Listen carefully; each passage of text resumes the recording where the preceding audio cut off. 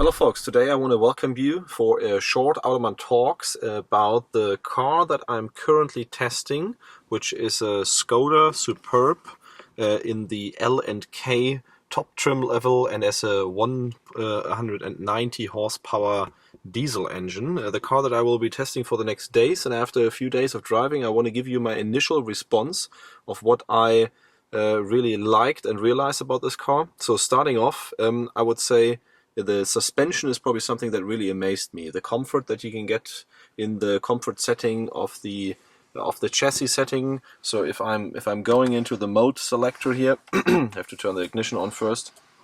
If I'm pressing the mode button here, it will bring me up to the screen, and you know all those from other Volkswagen cars or Volkswagen Group cars as well. So you can select comfort, normal, which is like the auto mode in other cars. Sport, of course, puts the transmission in sport, puts the steering in sport, or you can select individual, which you can of course then also configure.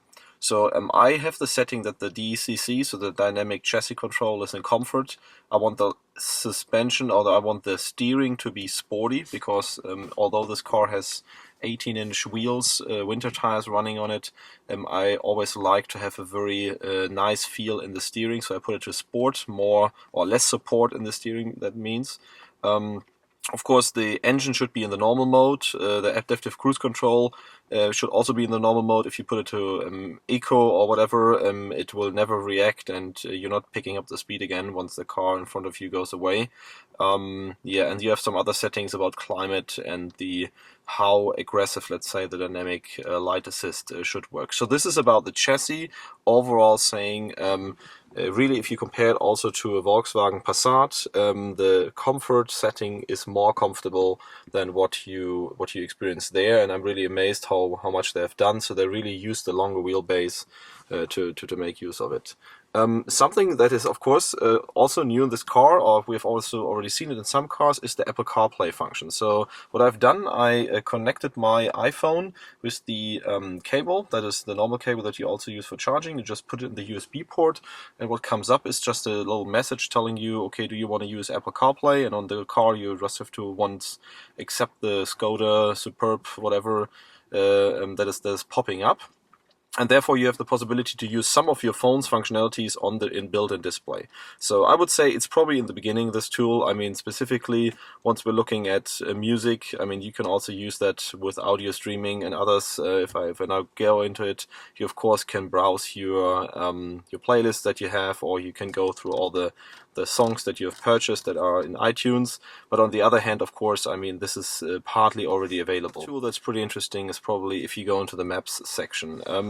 Of course, this car has a built-in navigation system, therefore you could argue, but the interaction, how this is actually working, and how you can also pick different viewing things here. It's getting your destinations from what you had before.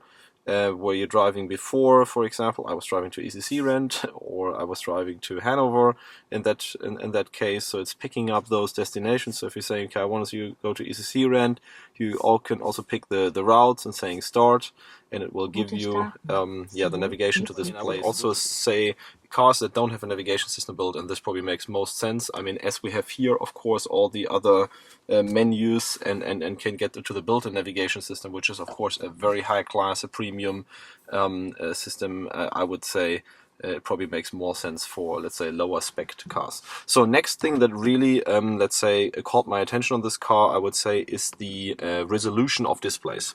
So first of all, if you look at the middle display, I know it's nothing new, but to me it really you can really see that there's a high resolution display, and behind everything reacts super quick. So I believe the processing power is even more to what we have experienced, for example, in a Seat Cupra that we drove. This is carried over from the new Passat, so the processing power on the back, everything is good. Some things that, for example, also is very good, if you go into the driving backwards, and the rear camera really reacts perfectly, and the resolution is also very sharp. If I'm zooming in now a bit or showing this, you can really see a lot of details in here, and therefore of course it's a great tool.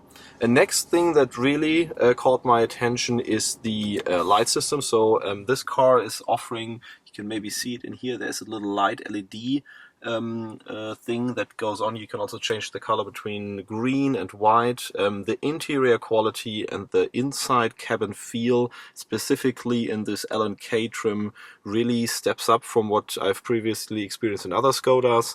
It's of course not an Audi yet, and some probably always say that the Passat of course also has a bit better build quality as well, but it is very, very close to what the Passat is offering, and the feel in here is very luxurious, and it's very, very nice to drive this car.